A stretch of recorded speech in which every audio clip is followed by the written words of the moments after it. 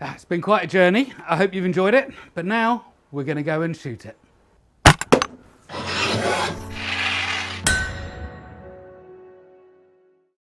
Hi, it's Todd at Todd's Workshop and Todd Cutler here, and today we are going to be looking at the crafting of a 16th century stone bow. You may not be familiar with stone bows, but they shoot clay shot or lead shot like this one does here. And they're great for hunting small birds and rabbits. They came over round about 1400 from China, and by the 16th century they were absolutely the height of fashion, both for low-born people for hunting because the ammunition's cheap, probably a bit of poaching, and for the nobility because they were new and exciting and fun. So the start point for a stone bow, like any other kind of crossbow, is that you start with the string, because you put the string on, that gives you the brace height, you know what the draw length for the bow is, but all of it might be slightly different. So before you can start the stock, you have to have the bow and the string basically as the datum point where it all begins. So I've got a string jig here, and I'm just going to set the string on it, and then we're going to start loading it up, counting as I go, because a stone bow string, as you saw, is going to get split into two halves, so you need an even number of wraps on it. These eyes will have a reinforcement on them, but before I do that I need to set the length of them. So I'm just going to put two more short cord wraps on here.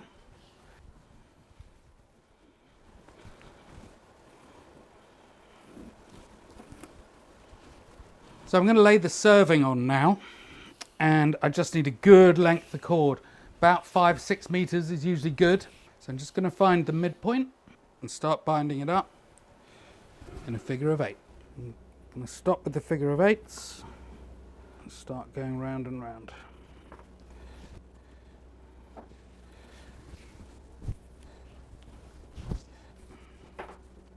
You inevitably end up with cuts here. I guess professional string makers must have had incredibly calloused hands at that point.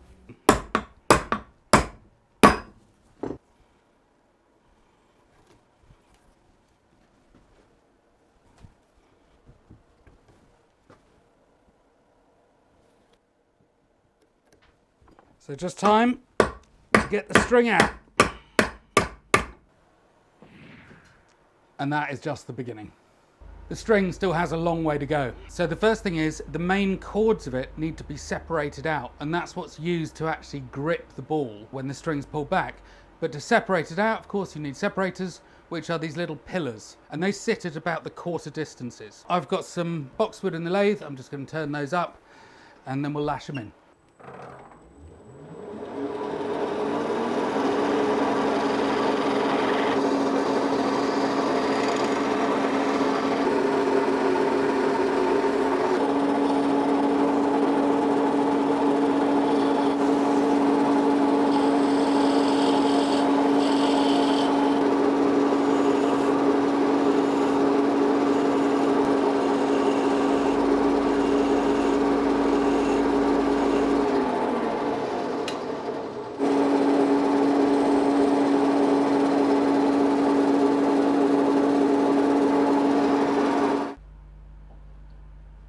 So this has been separated out into the 4 bundles, marked off for the right distance, and the pillars are going to get tied into place here. Let's get to it.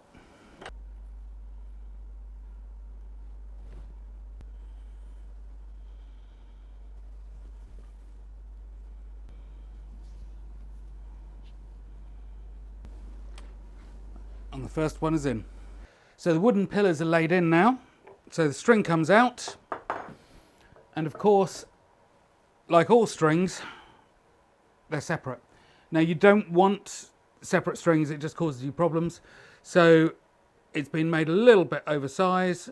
So you just put a couple of twists into each section so it keeps all the cords together. We're just going to have a quick test fit onto the bow, make sure that it actually does fit before I invest any more time in it.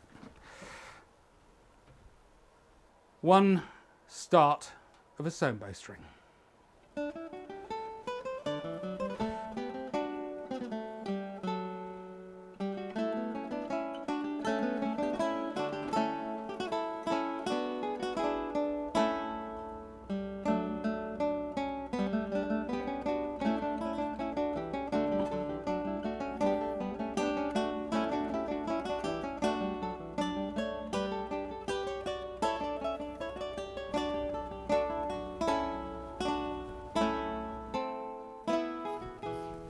So the loops on the string are done now. As they were just laid in with this kind of cord, and they're just too floppy. You need something more structural. So the whole thing has been served here. Of course, it's only actually that loop which engages with the trigger, or that part of the loop. So it's only there that technically needs serving, but it just makes everything so much tidier and easier to use, really. The main structure of the string is finished now, but of course I'm going to be shooting these, which are 20 gauge lead shot, I think they are. They're about 18mm diameter. And this string has no way of holding that. So I have to fit a little leather pouch into the string here that the shot will go into. So I'm going to sew that up now. And then it will finally, one day later, be done. These things take forever. They are fiddly as you like. The pouch is in 2.5mm leather. Now you don't want it too deep because otherwise it holds the ball when you shoot it. So what you want is that when it's drawn back, the ball just kind of pops in and is held there. But at that point, it would just fall out. And as you can see, the ball will just drop. But at this point, it pops in and I'm not going to let go. But that's exactly what we want. And then as it comes forward, it will just drop out. So that will drive forward beautifully. So getting the pouch correct is absolutely critical because the stone bow will not work if it grabs the ball. They just go all over the place. It's got to be free. But that one, I'm happy, is going to do the job. So we have our bow and our string. So I've got the brace height. I draw it back to about 28 centimeters. It's given me 130 pounds in draw weight, which is a good weight because you have to actually pull it back against your chest. Any more than that and it feels like you're caving in. So that allows me to mark the stock out. And this masking tape format here is the front part. The back, I've just left it a bit heavy and we'll cut it down later. It doesn't really matter. But that is going to slot in here. Now, obviously, we've got a brace position and the trigger is going to be here at the back of that arch. That arch is required because, of course, you don't want the string to drag across the top of the stock, which you do very slightly with the crossbow. You've got to give clearance for this whole pocket and for the shot to move forward. Any manuscript picture you see, even if you can't really see what the bow's like itself, if it's got a curved stock, it is a stone bow. It is not a crossbow. But the other principal difference is, I don't know how much you can tell on screen here, but there is just a slight change of plane on this bow at that point in the center, so that the actual limb tips are slightly canted up. On a crossbow, you don't do that. It's through the center line. So I've got two marked out, and I'm making two of these bows at the same time, and I'm going to start bandsawing.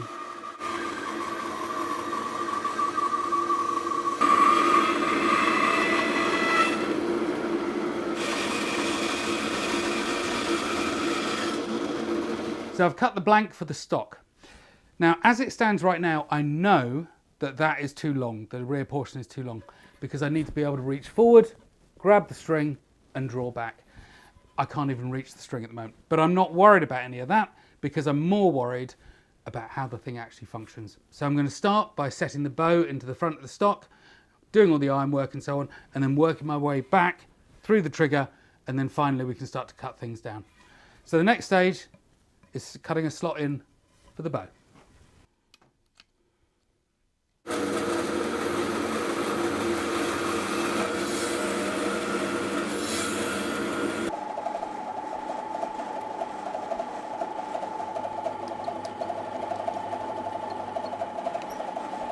I've cut the front slot here for the bow itself, but of course that's actually weakened the front of the stock massively. The other thing as well is I've got to clamp it. So there's going to be some wedges through here. So there's going to be another hole through the wood at this front face. That means simply it's not going to be strong enough. It has to be reinforced. So I've made a steel bracket here, just the beginnings of it, and that slides on into that point there. And that sits like that. It's ugly as sin at the moment. It's all going to get prettied up. So that goes in here. And then our bow just drops in like so. So now we're beginning to get an idea of how this thing is going to look. Loads more work to do.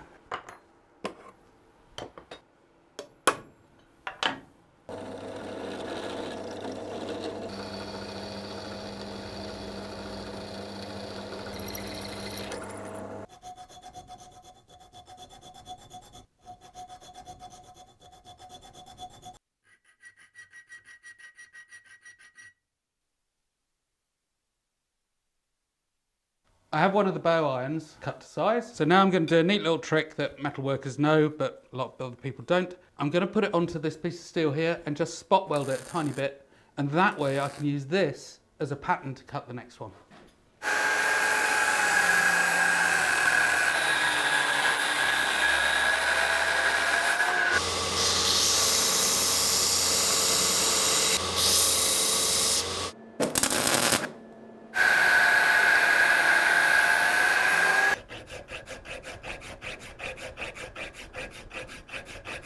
So our bow irons are roughed out and still welded together.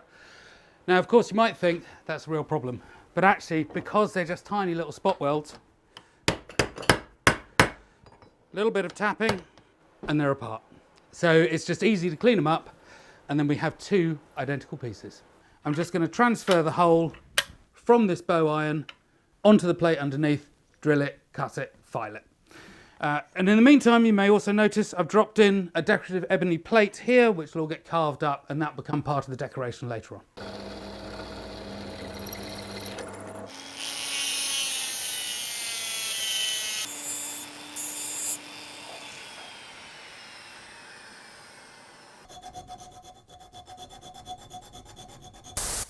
Hi, I've just interrupted today's film for a Todd Cutler related interesting fact. And today, we have the Bound Bear. Farmer's knife. So, part utility tool, partly for helping around the house and the farm. It's got a nagle on it, partly for fighting. Anyway, you'll find this and loads of other similar items on toddcutler.com. Anyway, back to the film. I've filed the holes here for the bow irons, pinned it together to locate everything, and now I'm going to transfer that hole through the wood. So I'm going to start by drilling it, and then I'll tidy it all up with the mill. I've just finished roughing out all of the components that actually clamps the bow into the stone bow stock. They'll get cleaned up and prettied up later. At the moment, I just want to know it works. The bow goes in, the bow irons go on, the bottom anvil just goes in, and that helps keep those against the stock. The top anvil goes in, and again that creates resistance to the wedges. And our two little wedges that oppose go in there. Now there's still a little bit of movement in the bow, but what you do, you just tap the wedges in and everything is tight. I've started the trigger now, and the first part is, I suppose you'd call it the sear, which is this weird cross-shaped object here. That sits on the stock at that point. And it's the actual trigger itself which holds the back of it down, so it's free to rotate when you pull the trigger. This front bar is bent into a hook. That string pulled onto the hook. When you release the trigger, it just slips like that and it comes off. So I'm going to start by bending the hook up and then sort of, well, just getting a feel for it really. There's lots of fine tuning with this. You bend it a bit, you bend it a bit, you just see how it works. It's kind of the only way you can do it.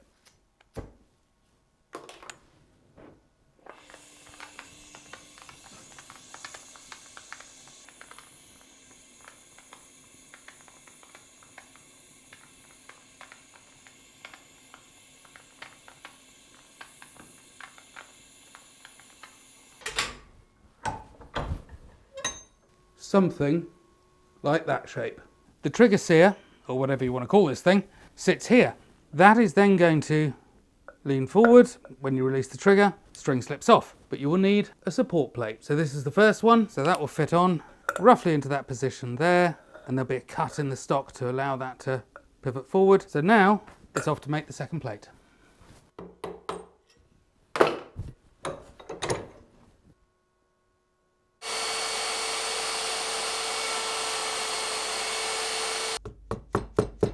I've done a bit more work on the sear support brackets.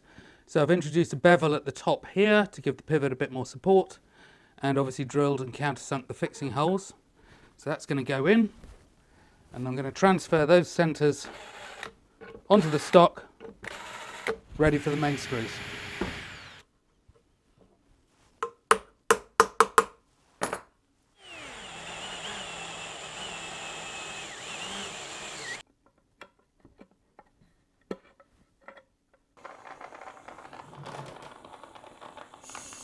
I'm just brazing on some little collars that will hold the trigger central into the stock. The sear and the mounting plates are now complete, so it's mounted up here with the two support plates. But of course it's flat to the stock, it doesn't move. So I need to relieve the front of the sear with a little groove under it, and that will allow it to articulate. The sear is in position now, and I have carved around under the hook here. What that means is it articulates. And that of course is what we need for the trigger. But it also means I can show you how it works. We have a trigger bar that's not yet made under here, holding the back of the hook down. So pull the string on, hook it onto the back there, and then when you release the trigger, the sear is released and the string flies forward.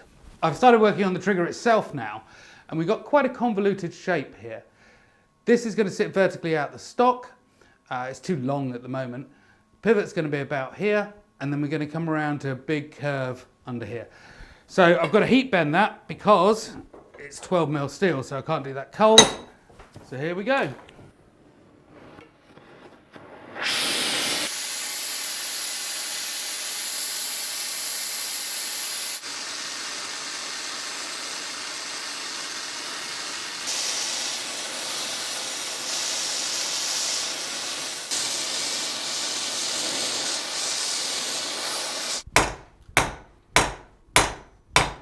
So I bent the curve into the trigger, I've flattened it out, and I'll just put it on the linisher to tidy it up. The trigger is going to go into the stock at that position, so now I'm going to drill this, drill the stock, and mortise it to set it all in. All drilling is done on the stock before any final shaping.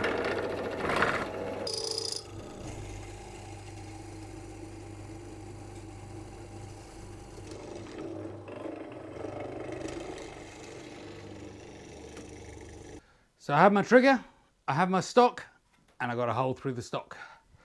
So that's going to come in there. Just going to line up the pivot pin. And so that's it. The trigger moves and is in the stock. But it's going to bruise the wood up here, and it's going to dent it and change it over time. So I'm going to lay in a plate of a horn. I've started cutting a recess for it. Sorry, I forgot. But I'm going to carry that on now.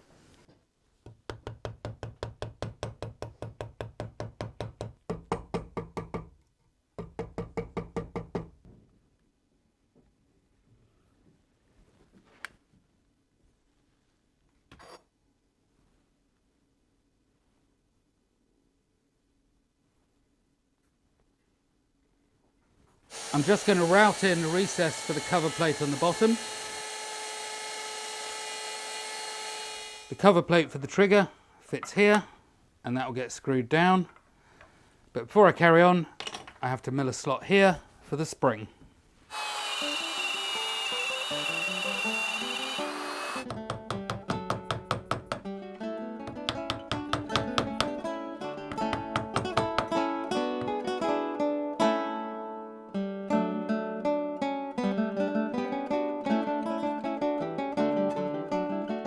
And it's finally got to the stage where I can test it. Clearly a long way from finished, but functional. So the trigger is set.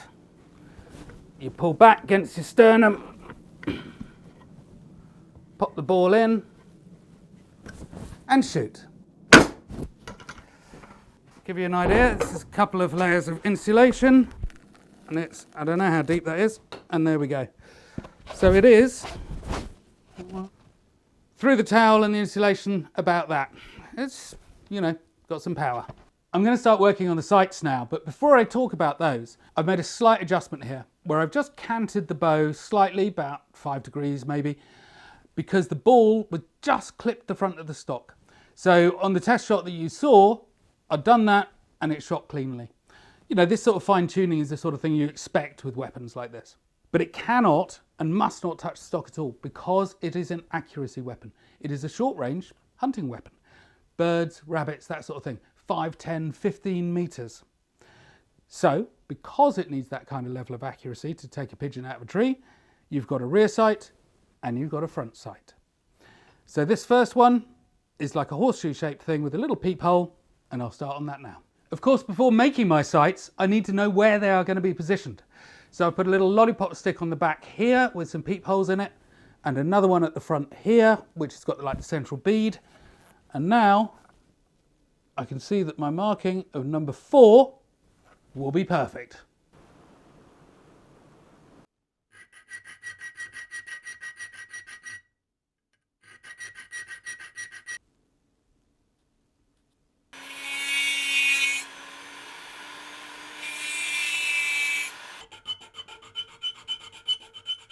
The rear sight is well underway now. So I've done quite a lot of the decoration because this particular component is easier to do it now. And that fits on the stock roundabout in that position, but it has to be able to fold down. So I need a couple of bosses there that this will get fixed to, that allows it to rotate. And that also allows you to do a little bit of, well, up and down and back and forth movement on it to adjust it to you, not just the guy who made it. So onto the lathe to turn up the bosses. The rear sight is going to go in about here, and that will allow it to pivot out of the way and then pop up for use. So next up, drill the hole. So the rear sight is now in position. They always seem to fold up and down on stone bows. Easy storage, I guess. So that comes up, and now I can sight down the bow. But we need the foresight. And the foresight, again, is almost always exactly the same on stone bows. And it's 2 little pillars that come up here with a little bit of spring. And between the pillars is a cord. So you can get elevation using the cord by moving it up and down. And in the center of that cord is a bead. And you can move that from side to side, and that gives you the windage. I'm guessing that drawing a bead on something, which is kind of like slang when you're talking about guns, probably came from stone bows because it physically was a bead. I've cut a steel plate here and a recess to house it. That'll get screwed down in due course. And then I've got my 2 pillars here, and they're just going to sit in that position and get brazed into place.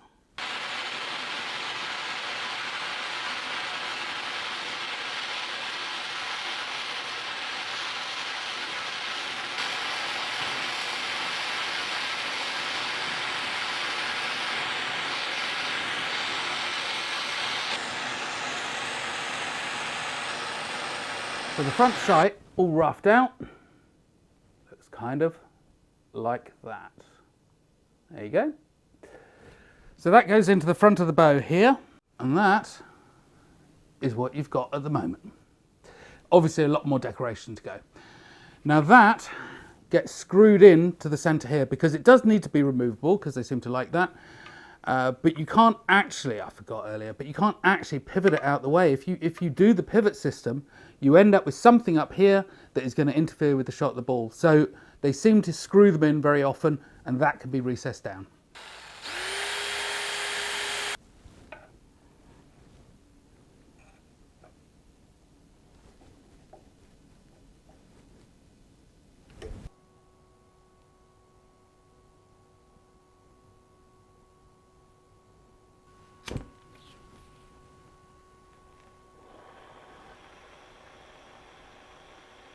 And now finally you can see how the front sight works.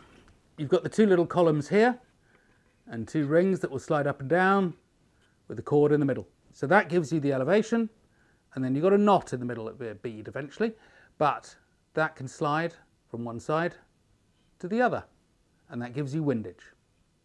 So put it back in the middle, put those about here, flip up the rear sight, and it works perfectly. Just up there. Okay. We're going to move to the left a little bit.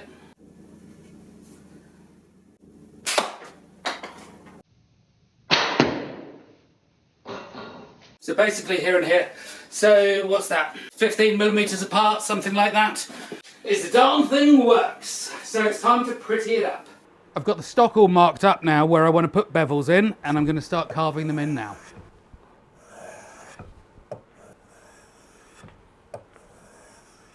The stock is all faceted now, sanded down and looking smooth and beautiful. So I'm going to put detail in now.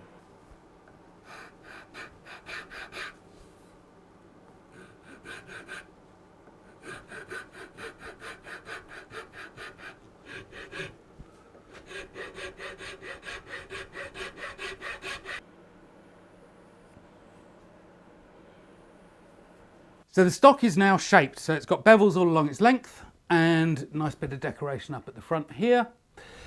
But the way you span these bows is that you put the butt end into your body, either down on the ground or just free floating in the air. But to spread that load of the bow, because you are pulling it against yourself, stone bows almost always have a big sort of bulbous flattish knob on the end here. So that puts it against your chest or your stomach. But then the other thing is often stone bows have a little spike on the front. And the reason for that is that you dig it into the ground, you lean forward with the butt in your stomach, and again you pull back to span it. So the spike is there to sort of locate it in the ground. And again, it has a little bulbous knob on the end to stop it digging in too deeply.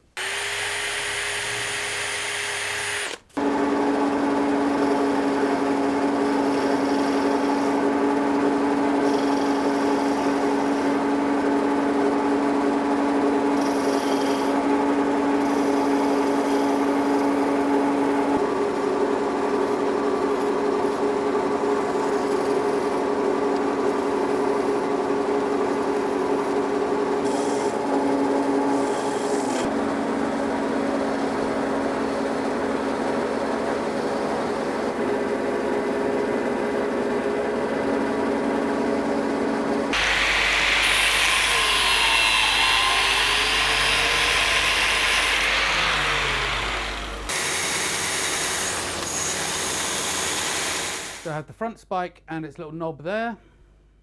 That's going to go on there. Get glued in obviously. And the rear knob and a little horn insert. And the peg keeps it strong. And that's going to get glued in there and then all finished up.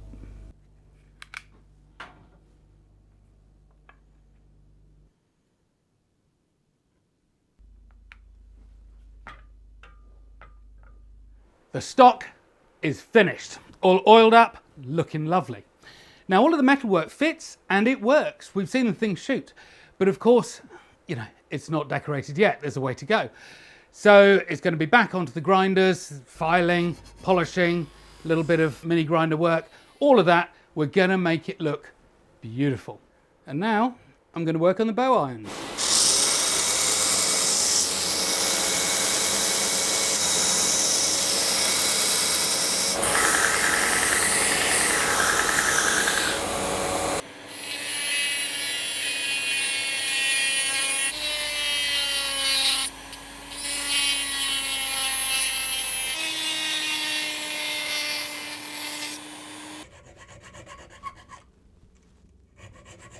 Time to move on to the front foresight, this piece here.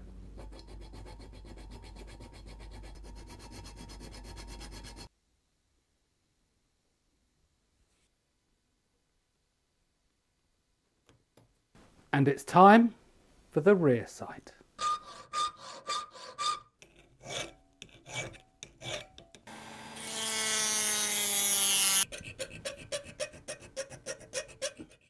And onto the trigger washers, and these support the ends of the trigger pivot in the stock.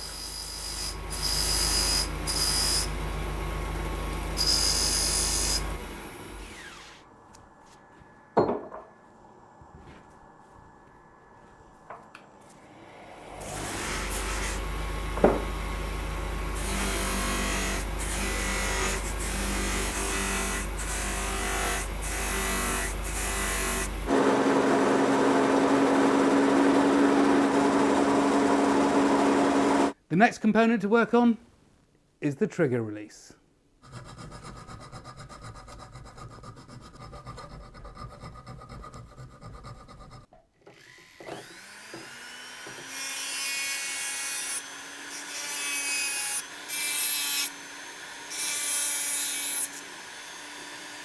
And the last piece of steel work to shape and clean up is the trigger.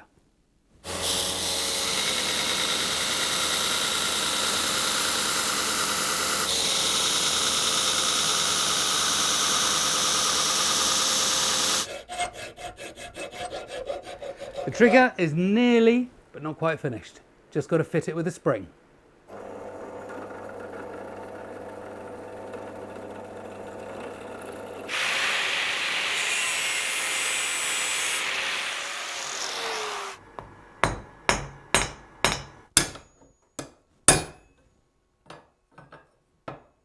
The metalwork is all finished.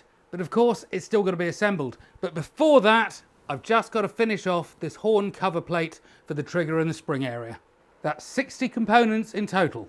And all I've got to do now is assemble it. So the first thing is to rivet the things which are going to be riveted. So it's the front bracket here and the reinforce at the bottom there. Everything else either gets clipped on like the bow or screwed on like the sights or the side plate. So first in is the reinforcing brace on the bottom. So if it doesn't go in easily, then I've got to re-drill the holes again, because you don't want to risk misalignment at the top end.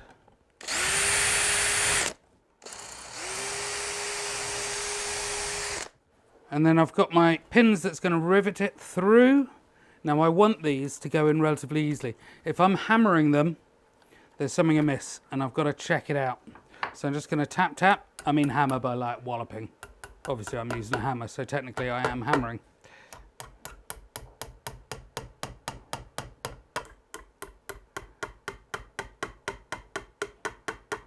I've riveted on the decorative plate underneath here. And now I'm just going to fit up the reinforce for the front of the stock. So you'll see that riveting in now.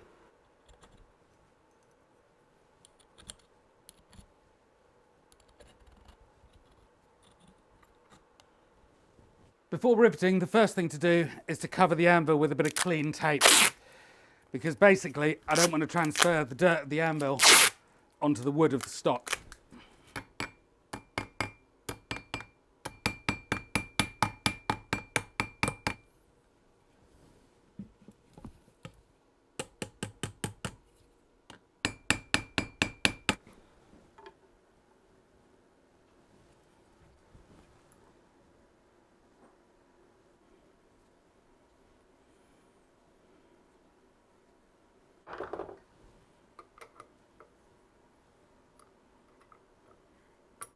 Last one in. I'm just going to test fit again the rear sight before it gets riveted. Just putting a pin in, and that works beautifully.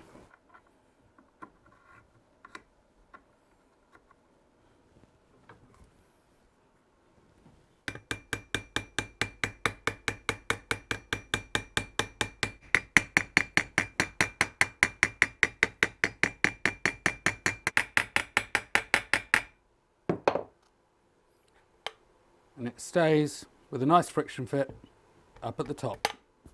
The front trigger plate is going in, so this just covers the big nasty gap under here. Easier to get it in now than after the trigger is in. Trigger goes in. Now the rear trigger plate is going in, so it just covers the whole spring hole. Makes everything look neat and lovely. There we are. So that all works beautifully. Front bow goes in, getting the pocket nice and central, and then the bow irons,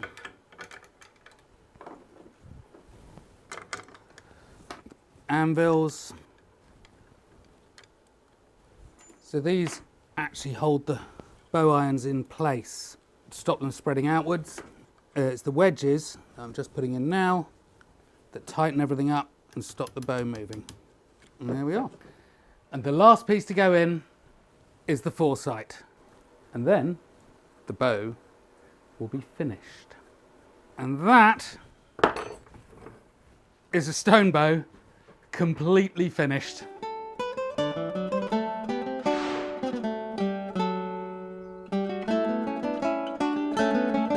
It's been quite a journey. I hope you've enjoyed it. But now we're going to go and shoot it.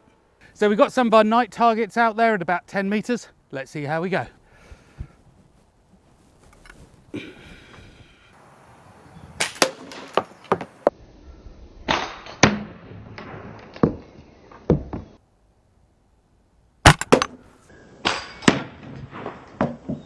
Now, of course, this isn't for nights. This is for birds and rabbits, really. But Todd Cutler doesn't sell bird and rabbit targets. And then the last one, and I can't actually see from here. So that's it. You have seen the stone bow built. you have seen it shot. And I went for these 4 guys here. I was going for a crutch shot on all of them. I was going to make a very lame joke about it shoots balls, balls going for the balls. Yeah, dreadful. But anyway, I didn't actually hit it. I need to adjust the sights. But what I did do, kneecap, kneecap, shin, kneecap. It's really accurate. All you got to do is adjust the sights, and it's going to go 5 centimetres, 2 inches up. Plenty good enough for a pigeon at 10 metres.